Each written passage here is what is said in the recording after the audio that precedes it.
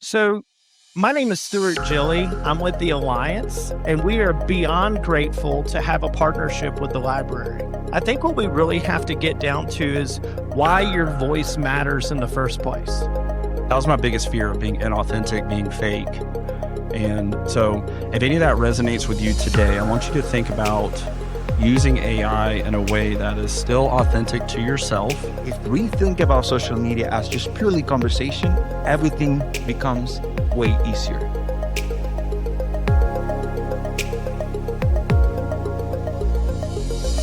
There's somebody in Baton Rouge right now who is really struggling with a problem that you've already solved.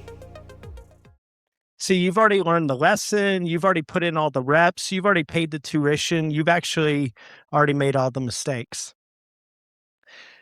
But they may never hear it if you never hit publish. So today is not about becoming an influencer. It's not about becoming famous on LinkedIn. It's literally about what is that story that you have that if you knew how to share it would help solve a problem for someone else. That's what we're here about. So the good news is this: today we have more tools than ever around social media.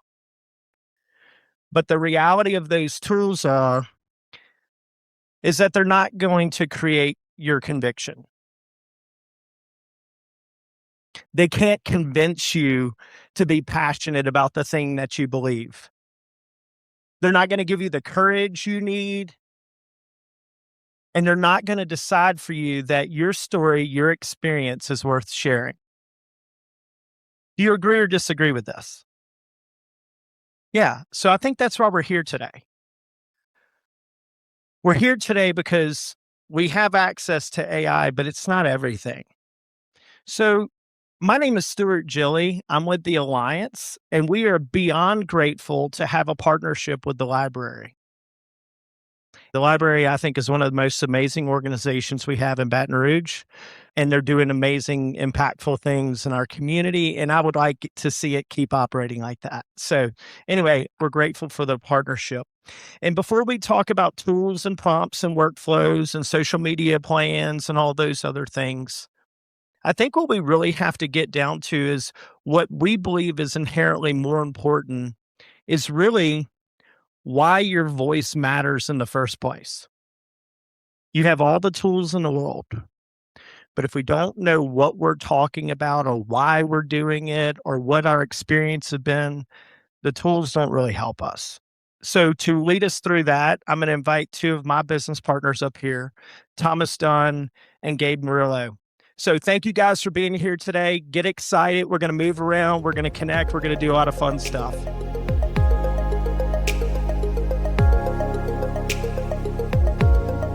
Okay, I'm excited to be here. I don't know about you guys, but I am. Because I get to have a conversation with you guys about where AI is in your business, but also get to learn from you. And so that's what we're all here to do, is learn from each other. I'm going to share where I was with AI a few months ago. I was resistant. I was getting in my own way. Two words that really came up when I was thinking about this were pride and ego. I was too proud to use AI. And when I was skimming LinkedIn or Instagram, I found myself actually being skeptical about the people that were using it. Good morning. Good morning. Hello, Gemini. It is. Hey, You're go always to listening. sleep right now. Good. So when I say that, guys, like, what I was doing was not productive. I was, does everybody know what an M dash is? Have you heard of an M dash? Okay. So AI, this long dash that it replaces a comma or the three dots and ellipses with, it's very common when an AI content is generated to put an M dash in it. I actually found myself like, oh yeah, there's three M dashes in there. That's AI. I'm going to discredit this a little bit. I don't know if I really believe what this post is saying because it was generated by AI. My favorite used to be the talking lips, the head. This is my business and here's what I'm here. What I realized when I actually flipped that in my head, and this is how I want you guys to start thinking about this today before we get into the tools and the actual tangible things you can do, is when you flip that and you think about how you can use AI as a thought partner, as a tool, not to replace your voice, not to go out and say, create this post and let's put it out there, but hey, AI, here's what I want to do. Here's my thoughts around it. Here is my voice. Here is something that I've written before. Let it mirror who you are, not replace it. So the way I'm using it today, I tell my Claude, I use Claude, no em dashes, no contractions, and help me create the arc of a story. Okay. It has helped me refine and reach more people, but it's also helped me post more. I used to be the one that I'm a little bit of a perfectionist, and so I had to get everything right. But I was posting once a month, twice a month, maybe. I'm now posting 2 or 3 times a week because AI knows my patterns. It knows who I am, and it's helping me create something that is authentic. That was my biggest fear, of being inauthentic, being fake. And so if any of that resonates with you today, I want you to think about using AI in a way that is still authentic to yourself, a thought partner, a supplement of who you are and how you're thinking about what you want to post. So that being said, the principle here is curate your voice, don't replace it. So don't replace who you are. The next thing that I've actually talked with a lot of business owners about this week is values. So it was very interesting. We host a CEO roundtable, and they were all going around sharing how they're using AI. What I actually heard underneath that was what their values and priorities are. So the CEOs and business owners who value time and efficiency, guess what? They're using it every day. They're extremely technical. They're trying to get their time back to do more in their business. The ones who value more human connection, they were the ones that were a little more resistant. Like, oh man, this is replacing the humanism, the relationships. And if that resistance is showing up with you today, I would challenge you to just think about one small thing in that, how you can refine where you want to be in it, the human connection side. Not asking you to go to the full technical side, but just something you can start with, and make sure that just because you're using AI doesn't mean that you're going against your values. So how do your values and your use of AI truly align, I think, is very important and something that we should just be aware of. Okay. So as I kick it over to Gabe, I just think it's very important to think about those two things. We're not replacing you as the business owner or your own thoughts. We're refining, we're curating, and then let it align with your values and just test things out. One other thing that I'll share that I do, because again, I had this resistance, is I will actually have my AI tool question my beliefs or my values, like actually challenge me, like, where does this come from? Is this true or not? Help me sort through this because I'm not using certain tools as effectively as I could. So that is just a little bit of the mindset that we want you guys thinking about as we go into the tools that Gabe is going to share.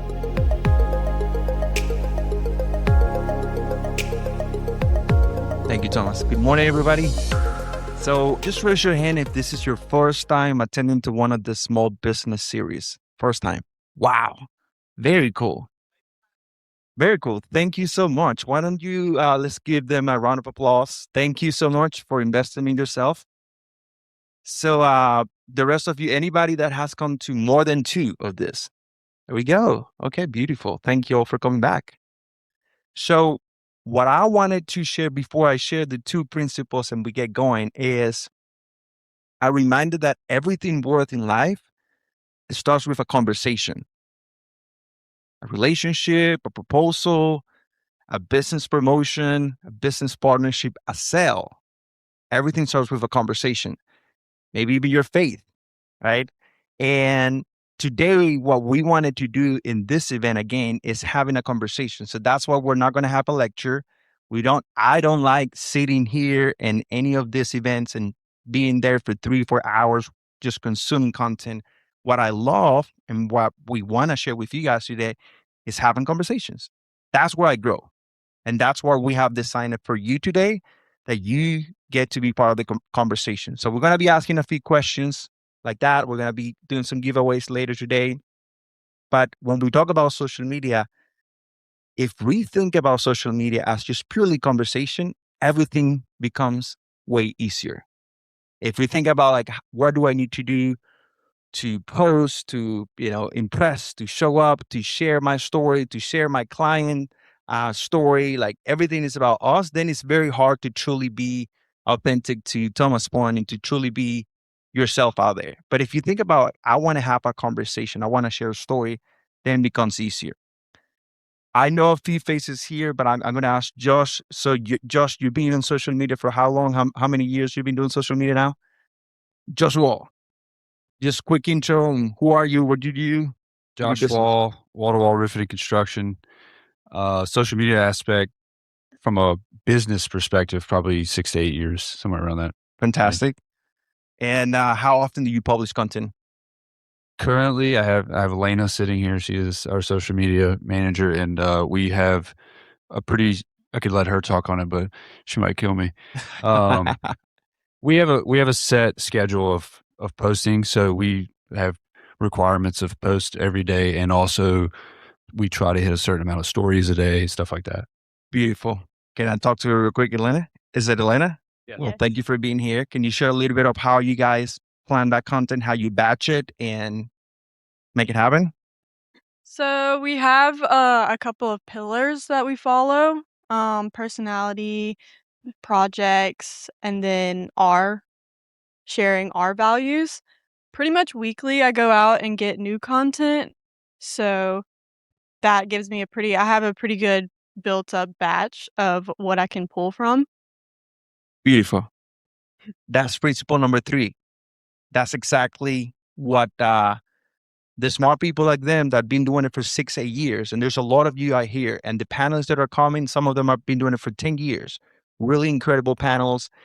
They're going to be sharing the different techniques and strategy, and there's not one that's going to work for you all. It's a combination, trial and error, and a bunch of different things. But these are principles that you can take on. They batch their content, but they also produce live content. Now let's go to Tonya. If you can share the microphone here, put you on the spot real quick. I also know Tonya, and I see her all the time. It's so cool because I get to live through her story. She's traveling. She's hanging out with her team.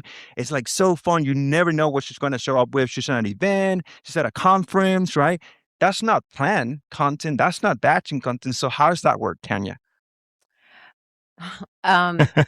So I'm Tanya Toops. I'm with Keller Williams, CEO over there, and we've been doing our content. Well, we've been on social media probably for 10 or 11 years doing stuff, but we hired a social media girl probably in October of last year, and she's really helping for us to have more consistency on the company side. And then for me, I think, like you said, people want to know what you're doing. And so I don't share a whole lot with my kids, but I just a little bit here and there, but a lot of just what we're doing all the time. And it's just really to just stay relevant and stay present on social media. Bingo. Thank you, Tanya. Appreciate it. So as you see, and I can ask a bunch of more people in here, I know a few of you, and there is a lot of really talented people in this room. And that's, again, this is a conversation. It's not the panelists teaching us. It's like we're all learning. And you get to talk to Tonya, to Josh, to Elena, and a bunch of other people. So that's the invitation, is have those conversations so you get the best out of this event. Lastly, before we kick off, measure reach, not vanity metrics. And what that is, if you see right now on Instagram, you can see somebody with 50,000 followers and they have a post that's like 2 likes. And you're like, what's going on? It doesn't add up. Well, obviously the algorithm is changing every day and you never know what's going to be the next thing, but video content, short form content, it's winning. That's a fact. And you can see the moment that you start engaging with reels and whatnot, it's no longer about the likes. There are people out there that they're scrolling without scrolling. Did you know that there's a function that you don't even have to thumb up or down? You can literally just look at your screen and it will just go through the whole feed. It's insane, right? So it's like just consuming content. So they're not going to hit like, but they're watching you. And sometimes they will stop and they will consume and watch your video and engage. So that's what matters. It's truly view time, watch time, engagement time is understanding that there may be one person that heard what Josh was saying and that person really connected with that business. And the next thing that they need something that Josh offer, that's already a planted seed in there. So again, nothing fancy today. We're just giving you the principles so far. And the invitation is to make sure that as we're asking questions, thank you all for sharing, continue to have conversations because I guarantee you there's 2 or 3 people already that want to go talk to Tonya and Josh and Elena, right? And the break and do that. That's the invitation. So with that, Stuart, we're going to kick off the workshops. Again, thank you all for being here. Have fun. I'm going to be the hype up guy. I'm going to be playing the music and standing and clapping because energy is everything. There's nothing worse that back in the day at school when you'll sit there again. I have PTSD. Just sit there for 5 hours. Just like, so we're going to be shaking, clapping, standing, keep the energy moving. Thank you so much. Thank you, Gabe. Thank you, Thomas. Okay, so it's funny because like Gabe just talked about energy, and it's like when I think about a post, if somebody got on to, if there's like a reel and they were just like, please listen to what I have to say. It'd be like, okay, let's quickly go versus the posts that have that energy, right? So I'm with Gabe. Let's bring that energy in the room today. We're going to have some really engaging conversations that are about to happen. I want to start with this. So quick show of hands. How many of you believe you should probably be posting more content than you currently are? Raise it high. I love the misalignment between Alana and Josh. Josh is like, Alana's like, no, we're good. That's good. All right, so raise your hands again. Keep them up. We're gonna like work out shoulders today. All right, keep your hand up if posting more feels easy and you just haven't got around to it. Keep your hand up. Okay, so I want to hear from you guys. Seriously, you can put your hands down now, but I appreciate you were like still working the shoulder out there. I like it. Yeah. All right. So my question is it a time issue? It is. Who thinks it's a time issue? Raise your hand. Who thinks it's not a time issue? Okay. I want to hear from you. Why? Nope. Don't want to hear from you. Okay. Richard, why do you think it's not a time issue? Okay. So there's automation like that. Kristen? Well, now that you raise your hand. No, okay. No, I'm just curious. What are some other reasons that aren't a time factor? Yes. You're still a business and you still have people to get in touch with. Right. All right. All right. All right. So there we go. So something interesting to post. Thank you for sharing. Who else? Yes, Kristen. Not thinking it's good enough. Love it. Fear of goofy. Raise your hand if you agree with that. Who wants to look silly walking down Main Street, right? Got it. On brand. And I go back to what Thomas was saying too. Like, what if you posted something that's not true to your values? Right? Then all of a sudden someone wants to measure you to that, right? Okay, got it. Got it. Maybe the loud gong, like noisy gong. Okay, what else? Yes, ma'am. Yeah, intentionality, maybe authenticity. Right? Like, are we just posting things to post things? Because Josh Ross said we got to post something every hour. And Elena's like, I ran out of content. What else? Love that. Constraints and barriers to where your work product is actually happening. Great. What else? Yes. That I work in, I do a lot of different services with homes, animals, and people. So it's hard trying to do video when you're a solo cleaner or a service provider versus if you have help and assistance. How do I go about doing something like that? Yeah. So the solo entrepreneur challenges of like how to really create that content while you're the one doing the work. Right. That's a great point. Okay. So I love the fear of judgment. I wrote a few things down here. Not knowing what to say. We heard that as well. What about confidence? The ability to go, hey, I am literally going to ship this thing. Raise your hand if you've ever written or had something ready to go and you're about to hit go or ship or publish and you stopped. Not because of anything other than this one word, confidence.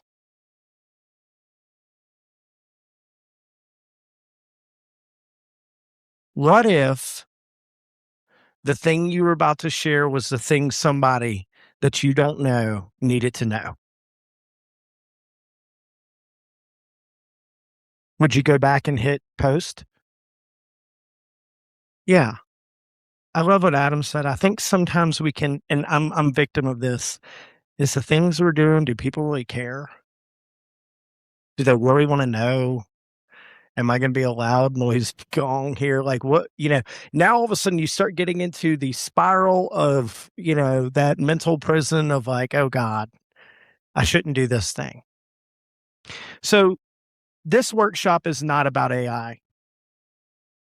This workshop is actually, I think, going to be about, like Gabe and I and Thomas were talking a couple weeks ago, and it was just like, what's the outcome of this workshop? And the word I kept coming to, I was like, I just want people to leave here more confident. And I want them to leave here more connected. So I'll own the confidence side, that we're going to do our best to try to like really have real deep conversations with you, ask these panels some real questions, and challenge you guys to really connect here so you can hear from each other and you can gain confidence from each other and you can talk some things out that maybe you haven't had the space to go and talk those things out. The other outcome was connection. I need you guys to do that. I cannot force you guys to all connect with each other, but we're going to ask you to do that. So when we ask you to pair up, I'm asking you, if you're going to invest this time in being in this room today, I'm asking you to give it your all to the person who you're connecting with. Is that a fair request? Okay, thank you. Our team will do our best to try to help you understand the things that can give you the seeds of confidence. You guys do your best to connect, and we're going to be good to go. All right. So I am really excited. We're going to start to get into the workshop side of this thing. So everybody at your table, you should have a 4-page stapled or maybe 8-page staple deck. And so what I want you guys to do, there we go. Reality check. That's exactly what you woke up for this morning. It's like, I can't wait to have a reality check, right? All right. So here's the deal. Be honest. This is literally just for you. Where are you today? What's your starting point? Not the problem. This isn't judgment. This is just kind of like, hey, reality check. This is where I am. What I would ask everyone to do is I'd like you to take 5 minutes and I want you to actually fill this out. This is not going to be a time where we're talking, but once that finishes, each of you are kind of sitting at a table, if you will, and there's somebody to your left or to your right. I just need you to grab somebody that is going to be your partner for the day. Okay. Take 5 minutes, fill out your form, and then I'm going to want you to find somebody close to you. So we're not doing this like cross pollination here. And that's going to be your partner. But what's going to be really important is when we partner up, I want you to introduce yourself. Hey, my name is Stuart. I'm with the Alliance. We help coach and guide business owners to make greater impact in our community. That's what I do. Share what you do. And I want you to say to Candace, if she was my partner, I'd say, hey, and I'm going to give you my all today. And then Candace can tell me what she's doing. And she's going to say, hey, Stuart, I'm going to give you my all today. Yeah, we're going to help each other. We're about to do our exercise, but I needed to take 20 seconds to share something so beautiful that just happened. Somebody just stopped me, and this is pretty cool. So Miss Jeanette, she just stopped me and she said, thank you for playing music. She has a book right now. Can you share the book real quick? That's the book. It's not her book, but it's Every Brain Meets Music. Okay. And she was telling me how beautiful of a story. Again, I just wanted to highlight her. She just had a beautiful story. I'll let her share it with whoever's going to be lucky enough to be sitting with her. But she's recovering from a stroke, and she has a beautiful mission to helping kids learn math. It's again, I'm just so emotional right now because of everything that she shared, but she's now creating music to help kids learn math. Isn't that cool? Okay. So Love that. yes, give it up. There we go. Yes. Thank you for being here. And anyways, I'll tell. Awesome.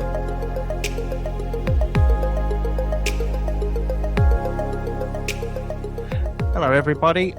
So I'm Andrew Tadman. I'm with East Baton Rouge Parish Library and East Baton Rouge Parish Small Business Service. So the library has lots and lots of resources for you. Many of them are available in our digital library, which you can get to 24/7 from anywhere. You've seen how fast AI technology is moving. So on one of the handouts, we have a set of examples from Gale Presents Udemy and LinkedIn Learning, which are both really powerful educational tools, which you can access completely at no charge through the library. Other things we can access sales lists for you, statistics, data, so much more. So if you don't have a library card, you can get one at the front desk there. If you live outside the parish, you can still get a library card with us. We have an agreement with 8 surrounding parishes. So you can go to your local library, get a little form that says you don't owe them millions of dollars in overdue books, and then bring it here, and then we can get a card. We have more events coming up. This is the roadmap coming up for the rest of the year for our partnership with the Alliance. But we also have other events coming up. We've got something called Bagels and Business with one of our vendors coming up in August. We have a current series called Chat GPT and Chill. So if you want to learn more about AI, you can join us for that. So I'd really encourage you to check out our newsletter, The Source, or view our online calendar just to keep up with events. We've got SBDC coming here to do a program next month. So there's always a lot of business-related stuff going on. But most importantly is our business librarians who can help you use the resources that we have. So on the back of the handout, there's a QR code you can scan to set up a one-on-one appointment with a business librarian. And we can talk to you, we can see what kind of needs you have and what resources that we have that can help you answer those needs. And we'll even do the work for you. So we can give you a sales list, we'll do all the homework. You just tell us what you need, we'll get it to you. All right, so thank you.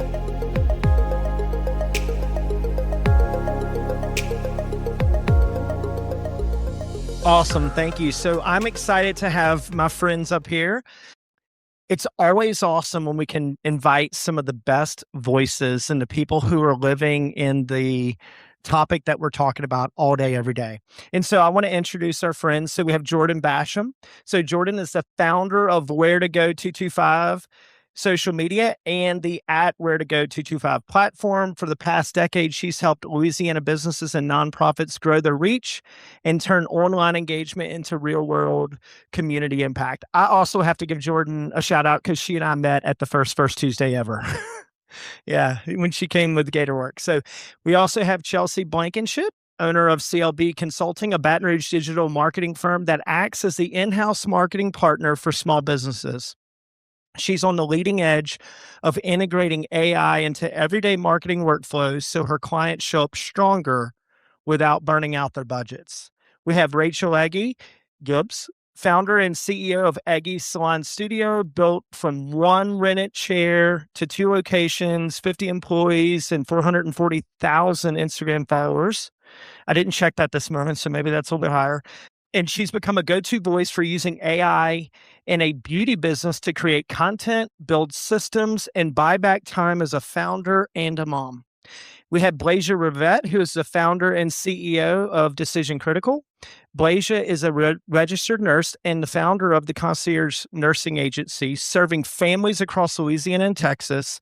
Inspired by her own son's ICU journey. She built a practice that combines clinical expertise and genuine hospitality. And then Jordan Heffler, as a Louisiana-based commercial and editorial photographer with 10 plus years of turning brands into visual stories.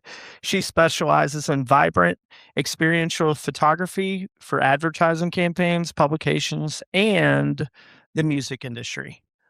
Welcome. Y'all, this is an all-star panel. I've been kind of geeking out all week about it. I'm like, I got questions I want to ask them. So we are going to, if you have questions, definitely start writing those things down. We're going to have a Q&A session, and I'm going to kick it off with Jordan Basham. What has changed the most? So we're talking about the state of social media, okay? I want to start there. So what has changed the most in social media and content creation over the last 12 months? It's interesting because I am going to be very honest. I am probably going to be the person on here that I'm like, I don't like seeing AI in social media. But I think the last 12 months, the consumer has become more aware than ever of the content that they're consuming. So I work in a lot of fundraising, different things like that, and a lot of clients, they're quick to, we need a graphic and we need to give it to AI, and then we put it out there. Well, for events, you give AI, all this context that you want to get an event out on a ASAP. Well, all these flyers are starting to look alike every single time you see them. The consumers are more aware than ever of that. So I think that people, you're seeing more and more of this AI content, but the consumers are more and more turning it off. Like I personally, if I see a AI flyer, I don't want to go to that event. Awesome. Anything you want to layer on to that? So I feel it might jump to what we may be talking about, but I think that's where one of the mistakes are coming, is that people are using AI to generate everything instead of you using your expertise and using AI to assist you as like a strategic partner in what needs to be produced. If you just go in there with a prompt, it's going to produce the same thing for all the hundreds of thousands of people using it. So that's where you, as the person and the knowledge you have, is going to set your content apart from everyone else in using AI. So I definitely feel like that is happening, and it's coming from how the user is using AI, if that makes sense. What I've seen too, to build on that, is some hesitancy among clients when shooting content. For example, I was at a video shoot for a client shooting like testimonials, patient testimonials of minors. And one mom was like, no, they didn't want AI to change the words that her 12-year-old might say about her braces or something like that, and that was the first time I had been like, I mean, I know parents, especially like parents my age, there's more hearts on babies' faces on social media and like more no face on the feed kind of thing that we've been seeing, I think, for years. But that was the first time that someone's told me like, I'd rather not be in content because of how AI might manipulate that content. So that was interesting. Yeah. Any other feedback you guys have? My only thing to add, and I agree with all of them, but I think now that AI is all the hype, I think people are craving authenticity more than ever. I find that my posts that connect the most with people are the ones that aren't the most polished. It's really the ones that are just more real and raw and relatable.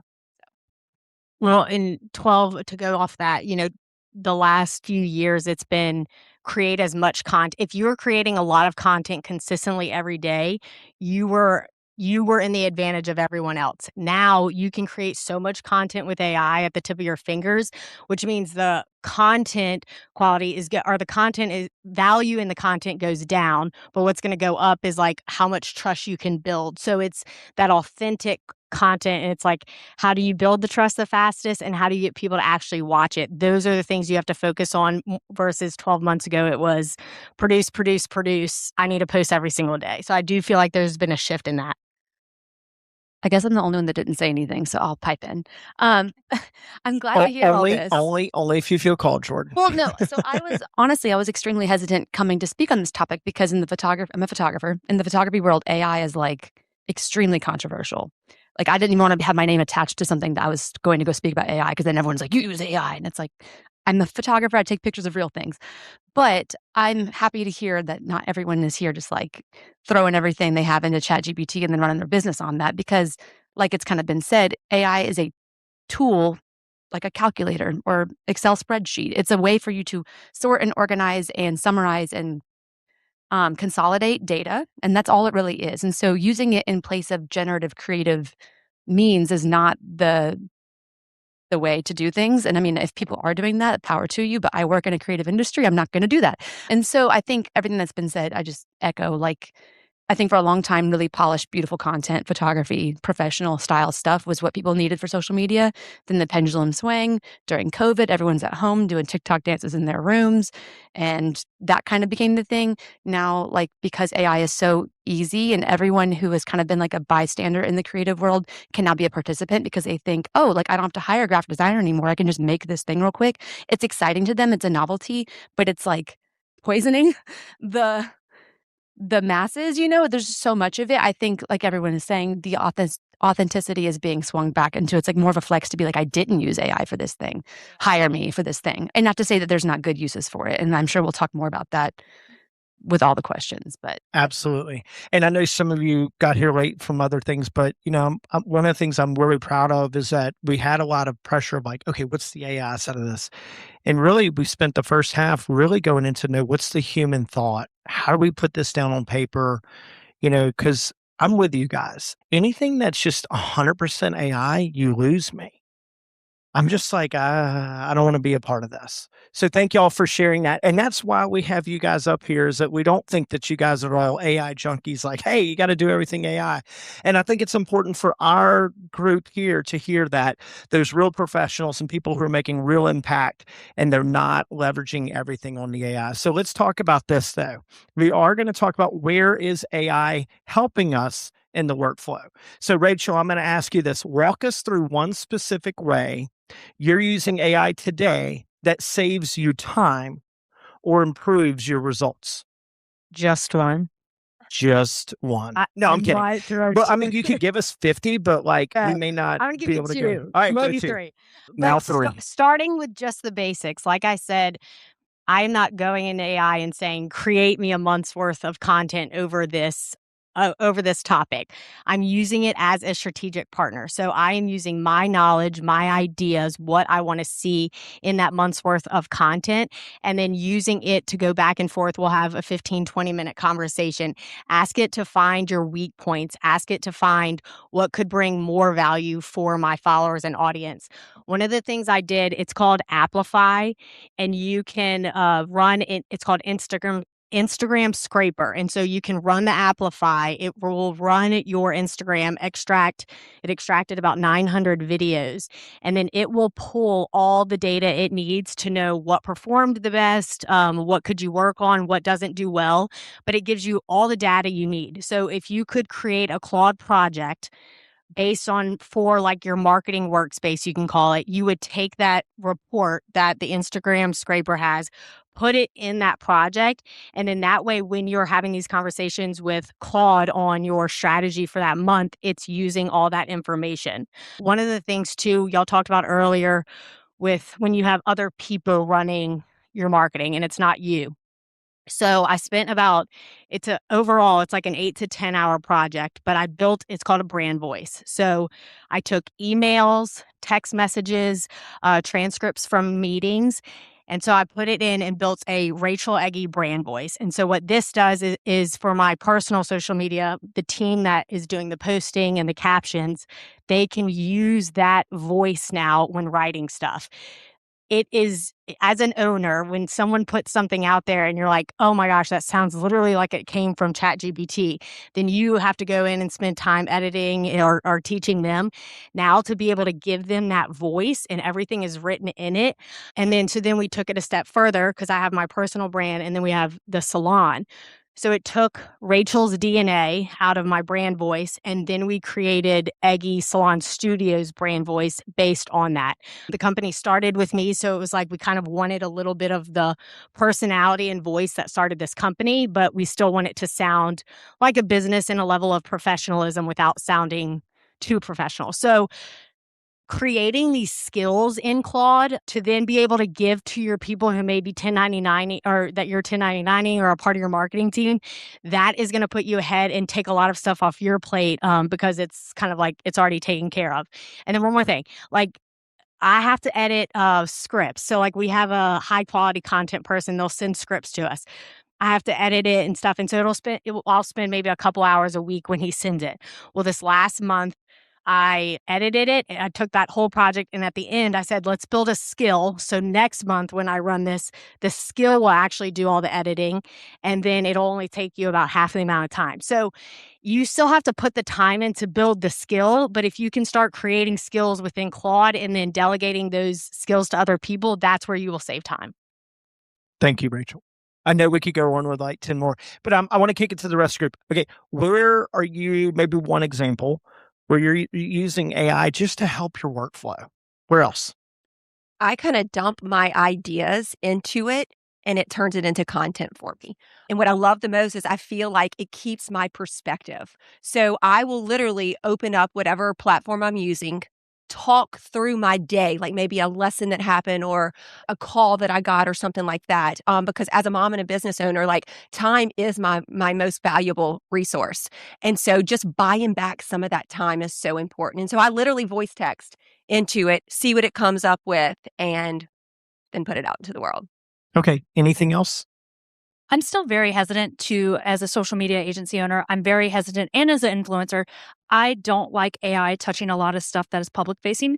So there's obviously for video editing, there's Orcus, and there's all these things where you can give it an hour-long clip and then it will cut these videos down to what you need. And then there's a lot of, I'm not the smartest person in the room when it comes to like the information that gets put in the back end of a video when it's been edited. But there is some reasoning to behind, like on Instagram, if you don't edit a video in Instagram, it reads like the back coding of the video.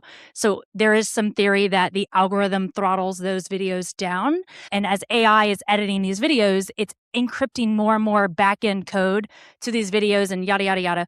Not my area of expertise. But I never, for social media, I try to edit as many as my videos in the app of Instagram. Or if I'm going to use one other, like CapCut, I'll use CapCut and I limit how much AI, because there's, again, you can go to CapCut, give it all these videos and it clips things together. It still gets it wrong. So I'm hesitant to use it on the front end of things when it comes to video and like putting out their stuff. But when it comes to my business side, I like to get the analytics from Facebook and Instagram and let it kind of go through the analytics of, from the last year and see if it can pick up on, okay, we had this spike in April. Well, then we grew this many followers in X, Y, and Z. So I like it for that side of things, but I'm very hesitant about it editing anything else. Okay, awesome. Anything else, you guys? Y'all are living in the future. I'm not. I'm not there. All right. Well, how about this? We're going to shift from AI. So Chelsea, I'm going to ask you this question. It's really about like, what do you see actually working? So if you were advising a small business owner today, imagine you actually do that, right? Where would you tell them to focus their energy on social media right now? Yeah, I work directly with business owners. So I have a few small businesses on retainer and I meet with business owners every month. And where I am advising, honestly, we're not talking a whole lot in meetings about AI. One thing I was going to say that helps in my workflow is using AI in meetings. I have kind of been drowning in meeting time. And so I've started using Fireflies, which is an app that takes notes for you and records your meetings. And so a lot of times, like, I did this in the parking lot. I took a Zoom meeting before I walked in, and one of my clients who I always have trouble getting blog direction. I write blogs for this client, heavily impacted by AI and very transparent about that to the client. And always will be and have been, but they always have trouble getting me clear direction on blogs. And it's like writing the email to me is the barrier, like giving me the direction. I said, well, so-and-so, I said, actually, Fireflies is on right now. If you could just talk me through it. I have this topic idea based on SEO results that I'm seeing people are Googling. I said, AIing, I guess. So can you just talk me through it? And it got us to the finish line. And I said, I'm going to email these notes after the meeting, which I do now to all clients. I email the AI notes and they have action items and stuff. So I think that it changing our meeting process, meetings for them, they don't want to meet with me for 2 hours. They're business owners. They don't want to talk about social media for 2 hours. No. So I think that adopting more tools like that help us get closer to better content at the end of the day, with a little bit less of the client needing to do something for me, has really impacted how I work directly with clients. And I'm trying to get them to adopt those tools more than just me feeding them the tools. But I have to say, all of my clients are small business owners or organizations, and there's not a lot of tools being used inside their businesses yet. I have a few standouts, client communication bots and like all that kind of stuff, but it's definitely, I'm seeing a lot slower slow adopters, I guess. Yeah, I love that. So thank you for sharing that. But I also like, what is the direction with the client? We're going to go to a few of you where you're like, okay, if I can do something with social media right now, where am I really focusing my effort? Anyone? Can I say something? Yeah. So I love the entire morning that y'all had with those papers, because what I was going to say was, how many of you, and I actually want to see hands, how many of you feel like you have nothing interesting to say? What you have to say is not interesting enough to put out on social media. That is like something that a lot of people struggle with, when really Wait, when we started, we had a bunch of hands. Good, yeah, What's that was really very low interesting? participation. Wait, what's really interesting? We just did the workshop and we had one hand. And now, so There we go. There we go. So It worked. you did the work for this advice already. Confidence. What I was going to say was, your knowledge is what makes you the expert. And so I think the biggest downside of being an expert is we forget that beginner level. So when I'm putting stuff out there on Instagram on how to style your hair, I could have the mindset of like, really everyone knows how to style their hair, but really that's what's grown my following to 440 people, because there's people out there that don't know. So it's your expertise. So the advice I would give a business owner who isn't really engaged with social media right now is just, what are the questions you're getting every single day about your business? What does your products and services cost? What are your products and services? And if you could just jot those down, which today you already did, though, that is your content, and that can create your content strategy. So don't have that mindset of like, what I know is not actually interesting. People are coming to you specifically for that thing. Love it. Anything else? Go ahead, Jordan. Go ahead, Blaze. I just want to break it down even further than that, because I love that. I think that people really want to see who you are, not just what you sell. So I feel like that's where the trust is built. That's where the connection is built. People want relatable stories. They want to know that you're a real human, and maybe even, once they start trusting you, an expert in your field. So, yeah. Jordan, you had something to add? Yeah, I was just going to piggyback off all that. But I think I had once heard this forever ago, but it was like, if you get asked the same question more than 3 times, you need to either create a product or a piece of content around that solution. And that has always stuck with me, because like many of y'all probably, I'm like, I don't know, I just take photos, I post my photos, and you can hire me if you want, but nobody cares about that. There's a bajillion photographers in the world. The only thing that makes me different about what I do is the fact that I'm the one doing it. It's not even that my work is necessarily like revolutionary compared to somebody else. It's just that I'm the one that's doing the work. And so you have that working relationship with me versus somebody else. And so and that kind of sucks. Like, you have to put yourself out there. And I'm like, I just want to post my photos, my work. But 90% of my content that performs well is stuff that's unrelated to photography, me just doing something stupid or wearing a cool outfit or getting married or with my dogs or whatever. And it's frustrating, but that's when I think about the content I consume.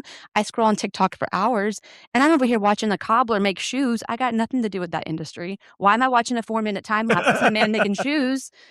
And I'm like, but that, like, someone could watch a 4-minute time lapse of me setting up a shoot. Like, and it doesn't seem like it's revolutionary content in the moment, but like she said too, it's just kind of like almost the more mundane stuff you forget. Like, I assume everyone knows about shutter speed and ISO and aperture. And then I realize like nobody knows what that means. And I'm like, well, just because they don't know what that means doesn't mean they're necessarily trying to become a photographer or whatever. But if I talk about something I know about a little bit more than they do about, then it positions me as an expert. And then now maybe whenever they need a photographer, they'll think of me or they'll recommend me. So I had to learn the hard way too. I'm not always talking to my clients. A lot of times I'm talking to peers who will then sing my praises and get me clients. So you're not always selling directly to someone who wants to buy your thing or hire you for that thing. You're selling to people who do also what you do. Maybe they look up to you.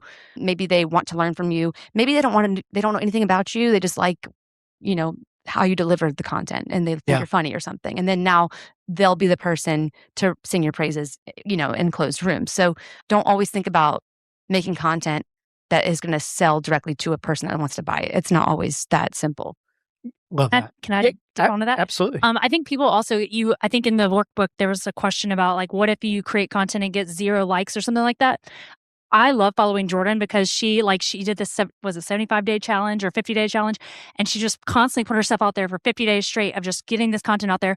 And it is so scary as a small business owner to create this content, put yourself out there, and then it gets 0 likes. And that happens. And I think that people have to remember people are people. So people are going to try to relate to you.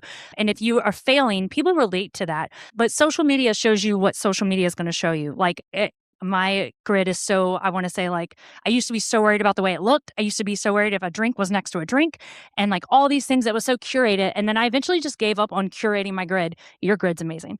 I've like stopped being so worried about it because like I just, as a small business owner, as an influencer, I was so worried that if something got 0 likes and other people saw it, they would unfollow me or whatever it may be. And we have to always remember the human aspect behind it because like it's a tropical storm today, supposedly, and people are probably at home scrolling on their phones. So things are going to get more traction. But if there's something going on tomorrow where everybody's back at work, people aren't scrolling on their phones. So there's so much human error that you just have to remember. So if you're pushing out content and it's not getting likes, don't take that to heart. Yeah. Thank you for that. I just hide my likes. Yeah. That way you never know. There we go. All right. So I want to move to the next question. Blasia, this is for you. What's a mistake you're seeing businesses make when it comes to social media content or even AI? Biggest mistake, I would say using social media as only a highlight reel. So I think that leads into just hiding behind perfection and the idea of what it should look like. And I think this week is like a great week in my life to show if you follow me or you've seen what we've been through this week, it's been entertaining. So It was entertaining. It was, not for you, for us. Not for me. I think sharing, again, I've said this a couple times, sharing the real and the raw is what forms the connection and the trust, and not waiting to show up when life is perfect or just for the highlight reel. Being authentic, that's where it's built. Yeah. Any other thoughts? Where do you guys see businesses making mistakes right now around social media? There's always am I posting too little or am I posting too much? And should I be posting 7 times a week or, what it may be?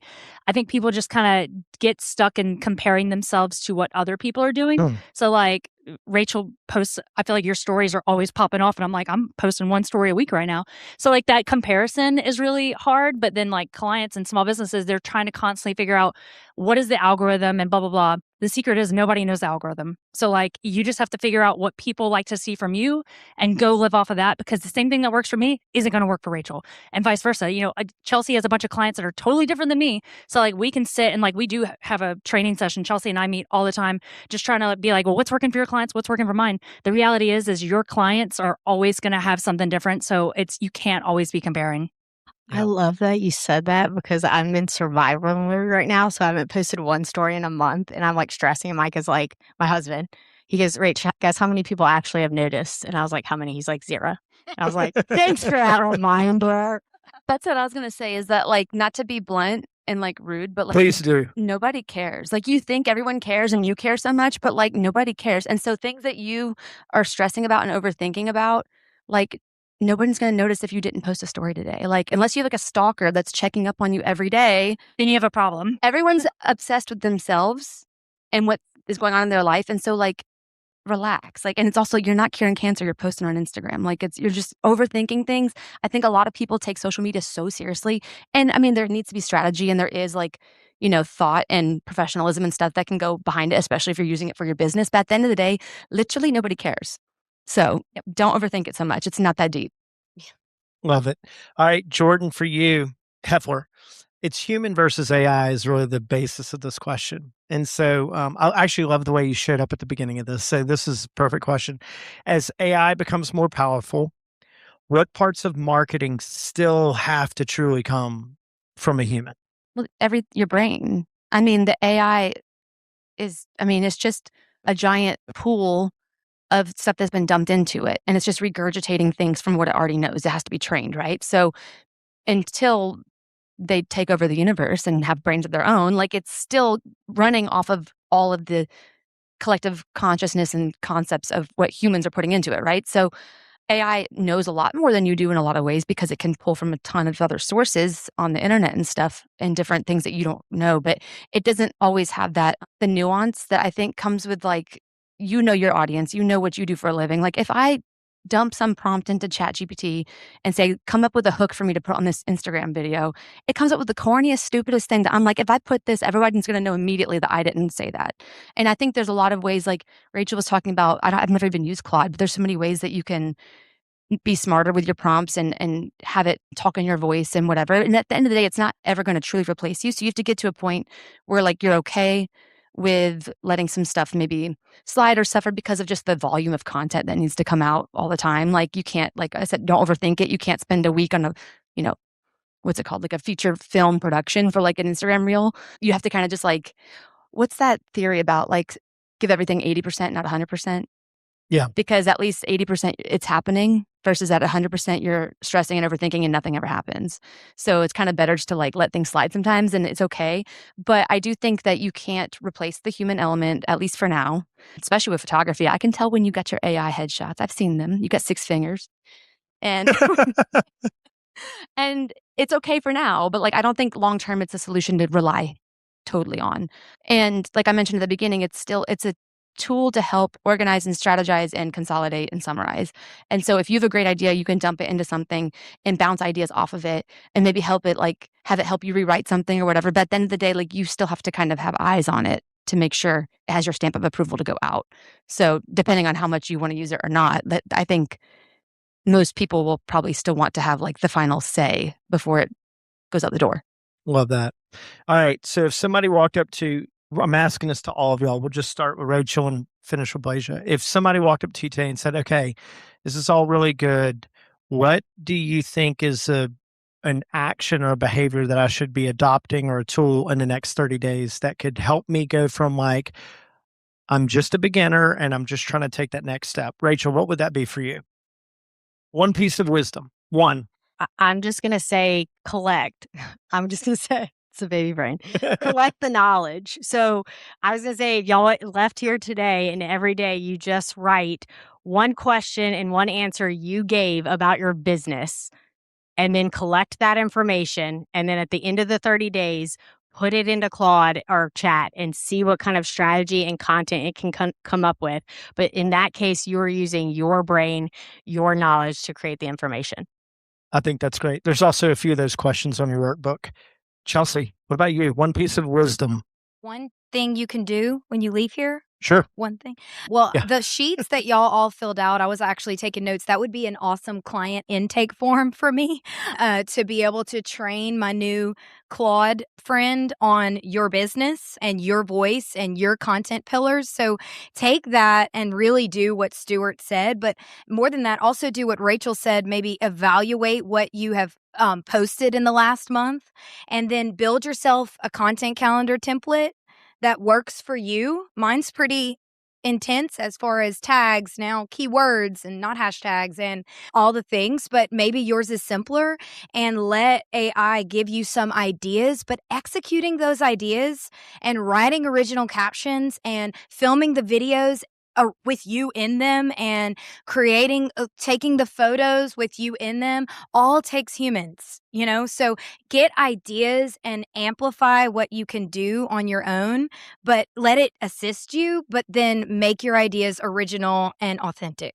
Thank you. Jordan. Start documenting everything vertically with your phone via photo or video.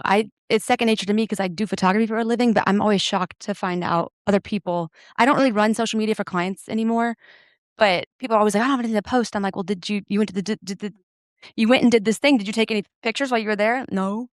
Well, unless you hire a photographer to follow you around, you got to document. So you have no content to make if you don't have content. So it could be the silliest thing. It could be a B-roll of you setting up whatever it is for your business or making your product or talking on a meeting or whatever. Just start filming it. taking pictures. Put your phone, if you have iPhone, make your phones do live photo mode. This is like a thing I didn't know about, but when you take photos on live, you can save the photo as a video. So that's like a really easy way to get like a quick clip of whatever it is you took a picture of that you can use in the video format, since social media loves video so much now. But just start documenting, and it feels silly and it feels stupid and it feels crazy, especially if you're not used to it, but you won't have any content if you don't have any content. Love it. Jordan? I just always remember ChatGPT and AI cannot build community. You can build community. So like I've built community with Chelsea. I've built community with Jordan, and I was just building community with Landon. Landon is over at GetterWorks. Sorry, he was taking a picture at this moment. I was just talking with Landon during he was my partner, and we were talking about a client that we're both working on. And literally the 30 seconds that we just like put our brains together and we were like, oh my God, what if we did this? What if we did this? And we just started going off of each other. We created some interesting ideas for a brand that we're working on together. And now that we have those ideas together, he can now go back and I can go back and take these ideas and make them better, maybe in AI. But I think the community is never going to be replaced. So if you can find your people, use those people, find people that are even your competitors. I mean, the alliance is so great too, because, y'all meet as small business owners. And I think you have to build the human connection, and then you can use ChatGPT to build off of that. Thank you. Blasia, one piece of wisdom. My take-home message would be to stop waiting on the perfect post and just start sharing your journey. I'm loud. Grab Jordan's. Start sharing your journey and your story. You don't need a professional pic.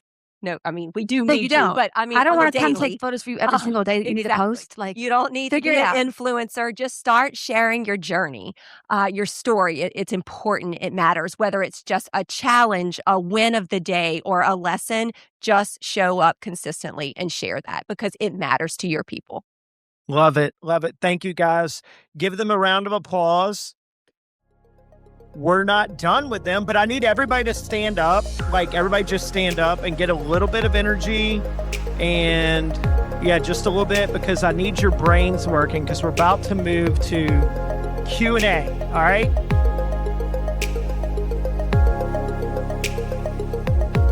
Love learning so much from you lovely ladies. So when it comes to strategy, deciding if you were to pick one platform, if you're a startup business, I know there's a lot of noise and you should be posting on every single platform. There's different strategy based on the platform and what you should be doing, but it can be a little daunting with all the different social media. So if you were to pick one platform or advice how to decide what platform to double down on and to be on consistently, what would it be and why? For me personally, it's Instagram. I feel like that's where I connect the most with people, but I also feel that each platform requires a different version of me and my story. So on LinkedIn, I show up a little differently than I do on TikTok. On Instagram, I show up differently based off of my followers than I do to Facebook. So I hope that's helpful, but for me, it's Instagram. And I would just say research your audience. Like, who is your audience and who are you really speaking to? And then dig into where do they live? Because obviously our TikTokers are a little different than maybe our Facebookers and Instagram and vice versa. But I would like hone into your audience first. I would just pick two or three. Just pick two or three and like stick with those, because I can only handle so much. Facebook and Instagram work together. They can cross post. So that work is easy for you. And then I choose what I want to post on TikTok, because that's, like you said, it's like that's where I get to have a little bit more fun, but it's also where I don't care as much. So pick two or three and don't overwhelm yourself. Yeah, definitely know your audience. That's what's going to be the first thing. And then write for that platform. To me, I take the strategy, I rank social media for each client, and it's different. And I write for Instagram and then cross post on Facebook, whatever. But if we're leading with Instagram, because that's either our biggest following or where our target audience lives, we're writing for that platform. But small businesses, we're skipping a TikTok if it's super, like we're going to post only certain things on TikTok. But I write first for the platforms as I rank them. I will also say, maybe research what is your goal? Like, what is it that you're trying to accomplish? Because if it's like a product that you're trying to like sell a bunch of things of, put it on TikTok. TikTok is TikTok shop. TikTok's audiences, the algorithm works more where like you're seeing more videos from people you don't know. And so if you're trying to like do a community event like this, it's probably not smart to put it on TikTok because it's going to go to somebody in China and they're going to be like, I don't know what this is. So, but if it's like Instagram or Facebook where you can have a Facebook group or a way to like kind of geotag things and make it more local. Not to say that TikTok can't do that, but just there's just different purposes for each one. Same thing with like LinkedIn. Obviously, if it's like more like for me, I don't post a lot on LinkedIn at all, but a lot of my clients are probably on LinkedIn, so maybe I should. But think of the different platforms as different countries with different languages, and you kind of have to like learn the language of each. And there's nothing wrong or right about any of them, but they're just going to have different learning curves. That's good. I have one more thing to add really quickly. What I do is I write for Instagram, and then this is where AI comes in for me. I'll drop what I wrote, my story, into ChatGPT, Claude, whatever, and I'll say, help me turn this into a LinkedIn post. And so then it's just using my voice and enhancing the story rather than replacing it. Yeah. Any other questions? Lauren, did you have your hand up too? Okay. Well, my question is sometimes I don't know what I should be posting on my stories versus like the reels. Do I share my reels to my stories? Should my stories just be like my day to day and what I'm doing like outside of my business? I don't know. I guess I get confused with what I should be posting and stories or not in stories. Does that make sense? Sorry, it's rambling. Totally makes sense. Okay. Yeah. Somebody want to take her words and tell us what it is that she's saying for the rest of us? Stories. So what you're stories? asking about Instagram specifically? Okay, so Instagram stories are. My mother still doesn't understand this. She's like, "Where's that thing you posted 6 months ago?" I'm like, "It was on there for 24 hours." Instagram stories are 24 hours. They are quick little blips of the day. I think of it as like a MySpace bulletin post or something. I don't know. Like it's like just like a news flash. This thing is happening, but like it expires for 24 hours. If you see the little profile picture of somebody on Instagram and there's a ring around it, that means that they have an Instagram story uploaded. And you can post a ton of stories and you just like click through it. But think of it as like your megaphone for the day. Those things expire. And you can make little Instagram highlights, which kind of keeps them where you can go rewatch them. But for the most part, they expire. They're really good for quick little updates. Like I could post like, hey, I'm at this thing today. I'm speaking at this thing. And I can tag people in there and everything else. But it's going to expire. A reel is something that lives on your Instagram feed. And it goes out to your feed to everyone. Your Instagram stories only live in your little profile picture with the ring. So most of the time people who follow you will see them, but people who don't follow you, unless they go seek you out and click on it, they're not going to see it. So if you're trying to post something then that to get out to the masses and have like the chance of it going viral, it needs to be on your feed in an Instagram reel. And a post is just the same thing, but just not video so much. Reels are Instagram's answer to competing with TikTok, basically. And TikTok also has TikToks and stories. But I would say I get really annoyed actually because something I can post in an Instagram story that's like this flippant, stupid thing. If I made that into a TikTok, it might go viral over there. And a lot of times I feel like Instagram stories are wasted because they just start expiring. So I would never put too much work into your Instagram stories. It's very quick. You can talk to your camera. You can reshare something that inspires you. It's just to get a quick message out. But I would never put effort into your stories that like you wouldn't put into your feed because it's not going to stay there.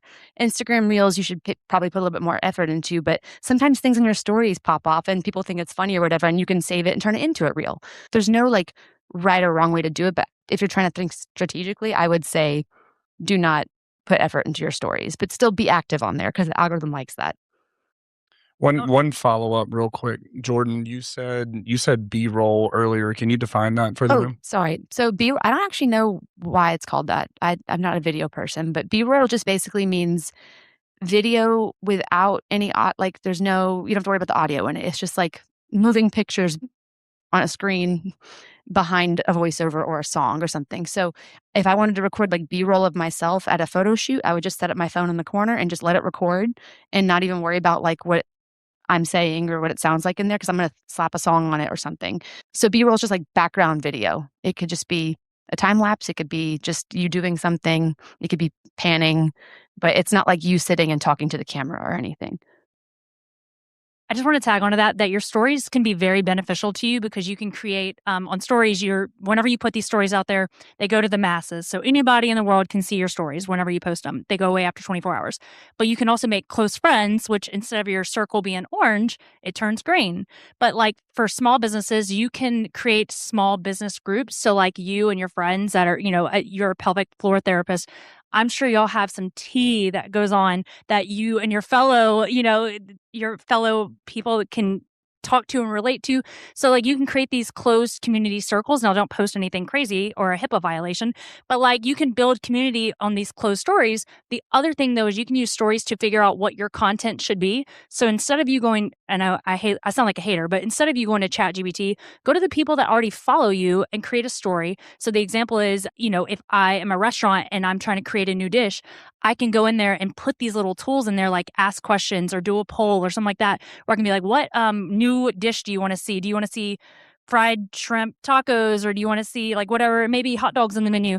And you can ask the people that are already invested in your brand questions. And that is going to be so much more valuable than you going to ChatGPT to a software that doesn't know you. So feel free to use stories more than just putting your day-to-day activities out there. Use it to learn your clientele and what they want to see. And so knowing your business too. So let's rewind 10 years. It was me behind the chair, right? So my reels and my posts was, if someone comes to my page, what are they going to see? What do I do? My stories was behind the scenes of the journey of me growing this business from ground up and the behind the scenes, getting to know my personality. But then as the business transitions and you're not the only one in it, now it's like, that's when I separate it off. I have my personal brand that now it's like, my reels, my feed is going to be that valuable information of the tutorials that non-followers are going to be attracted to. My stories would be my kids, my day-to-day life, my husband, keeping things light, but still educational thrown in there sometimes. Always repost your reel to your story when you ask that. But then you shift it but then you separate your business. So you have to figure out, when are you running as a solopreneur and you're trying to build this brand by yourself, and then it shifts to where it's a company, and then it's like Eggy Salon Studios page does not need my stuff on there, but it is nice to see the team and they're behind the stuff. So I would say, yes, your most valuable and your strategy needs to be in your reels and your post day to day and then behind the scenes, but you are still the face. So it's like separating, when do my personal things get put on the story, which I would say for your business page, it shouldn't, right? It should be like maybe behind the scenes of your team and your business. But if you want to build your personal brand, that's where your personal stuff would kind of fall, to separate the two. And it's tricky sometimes when you have the two running. Okay, so we have time for 2 more questions. I know Natalie has a question, and we'll come to you. Hi there. We're talking a lot about organic posting. So maybe this might only be for like Jordan, Basham, and Chelsea, but do you have clients that have like you're running ads for, and then you're do you have any like new tactics on how to make that talking head actually be real? Because I'm finding more and more, as the videos get better of like fake AI people talking, showing to, like, the audience like this is a real person, like running out of tactics to be like, hey, I'm real, besides like holding up a paper or like being silly about it, because the videos are getting a lot better. So I run ads, but a lot of the ads are more like stagnant posts of like products. There is an influx though of a lot more boosted ads. So for those that don't know, whenever you launch an ad on Meta, you can boost an ad and then you can run an ad. 2 separate things. And so that probably could be its own panel. And I feel like, Chelsea, you'd be the expert on that. But we run you into the issue where people are just like wanting to create videos and then just putting it out to the masses. Instead of targeting just Baton Rouge, they're wanting to target all the United States. So it's interesting because like a lot of feedback that we've gotten is that people think it's fake. And then even sometimes Meta's like, well, this is AI. And we're like, it's not AI at all. So I don't know. It's kind of interesting. Yeah, we run ads a lot on, I do a lot of like Instagram.com ads for a lot of clients, and then Meta, we treat them separately. To answer your question specifically is kind of stumping me as far as as like how to make a talking head video not look. I mean, I do believe that we are going to get smarter. It's kind of like when everybody started using stock photos on social media, like way back in the day when we could get away with that as social media managers. And like then it was like we are never going to use a stock photo ever again. Like even if I work for a dentist and every dental tool looks the same, we are going to take an original photo of our tray, and like make it look original. Yeah, the consumers are more aware than ever. And that's why I think everybody's naturally questioning things. And so it's getting harder. But I feel like even like, I don't know if you're getting flagged, but we get flagged on stuff and it's like, it thinks it's AI when it's not. And like, we're like, how are we, like, we're not trying to fool the platform, but it thinks that we are. And so it's kind of it's hard. But then it's even like flagging it now. And so it's like, I don't know it's interesting, like how we move forward in this world. I think Chelsea and I meet all the time. We're like, what do we do this week? All right, thank you. We have one more question here. Yeah, so we offer a lot of different services at Trifecta, and I feel like that I personally struggle with somebody going onto our page that may have never been before, and they're like, what do they do? Like, because we offer classes, we offer saunas and plunge and like body work. Like, how do you balance when somebody may just be like looking at the first part of your grid, like contemplating like what is it that they actually even do? I think that's a great question. And I'm kind of in the same boat because we offer all in-home nursing services. So I think one thing that you can do, you can pin certain posts to the top. So maybe you start with your first pinned post as like a service menu. All your service offerings may be in a list. And then your next few pinned posts would be breaking down some of those services. So like we offer post-operative care. What does that look like? What does that service offering entail? So I think using the pinned post would really help you. And then showing up, spreading light in stories versus your feed post to help explain all that and piggyback on the static posts. Yeah. And, y'all talked about content pillars today. Like one of your content pillars needs to be like what we do and bringing it back to the basics. And so like every fifth post would answer that. So it's always going to be at the top. Brands forget that. I forget that sometimes as a content manager, like, because my clients are often feeding me so many ideas that are just creative and funny. And we're going to do this little dance and we're going to throw this. But then all of a sudden, all of our posts are that. That's where I feel like strategy, I color code. And so it's like branded posts are blue and fun posts are green and all that stuff. So you can take a big picture look at it and you have a strategy. But I did want to say this to the story versus reel comment too. I think you can use highlights to do that too. And I think that stories are really important for a few different industries like retail. There's no way to post every top on the feed. Like it moves too fast. And so a highlight of new arrivals is something I visit boutiques often. New arrivals, I'm going to tap through that highlight. And events, I just got up. One of my clients is a really big event and we have a highlight for every year. This is what you would experience at Hogs for the Cause, at Swolefest, and this is the 2026 event. And I think for you, it might be like services. Maybe your highlights are your services, could be. And then that's a way, because I pin every post to the story or every reel to the story. So it lands in the highlight too, so that could be a way for all the services. I'm starting to think of highlights as a website navigation almost, like, and thinking like for my clients of like, these are, if we have about us and it's these drop down, like that's on our highlight.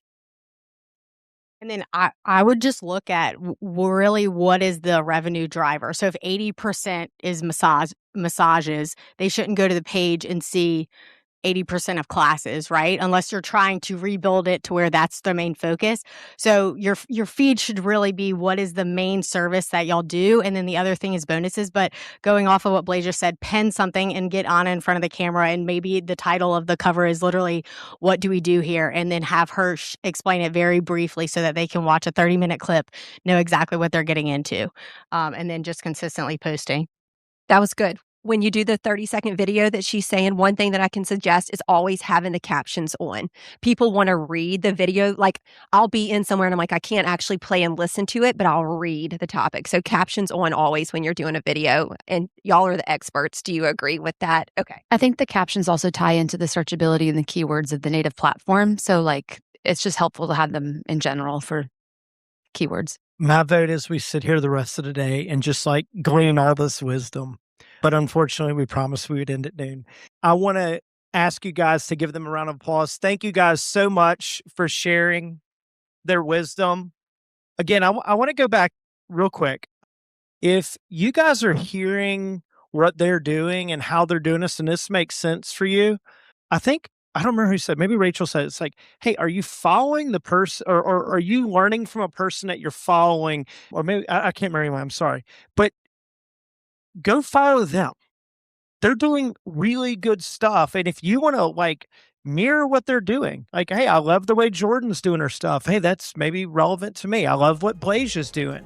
I love how Blaze even said follow her on different platforms. You'll see different aspects of who she is in her life and her business. So here are their handles. Please go follow them. That would be awesome. Like, share, post, do all the things. And again, thank you guys so much for sharing your wisdom.